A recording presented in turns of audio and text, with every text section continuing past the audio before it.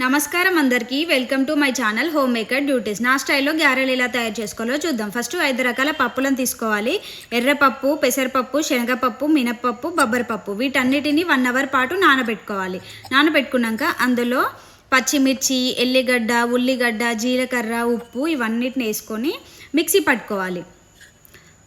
మరి మెత్తడ్ పేస్ట్లా కాకుండా కచ్చాపచ్చా మిక్సీ పట్టుకోండి. నేను చూపిస్తున్న సైడ్ తిప్పండి, అప్పుడే మెత్తడ్ పేస్ట్లా కాకుండా కచ్చపచ్చ వస్తుంది.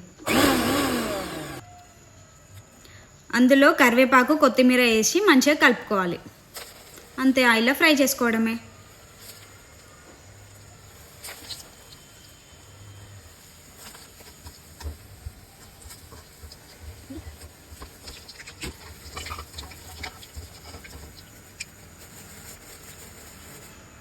గారెలు మంచిగా రావాలి అంటే ఆయిల్లో చేయి ముంచుకొని ఇప్పుడు వేస్తే బాగా వస్తాయి గారెలు. అంతే, సూపర్ టేస్టీ గారెలు రెడీ. ట్రస్ట్ మీ, ట్రై చేసి చూడండి. Please subscribe my video.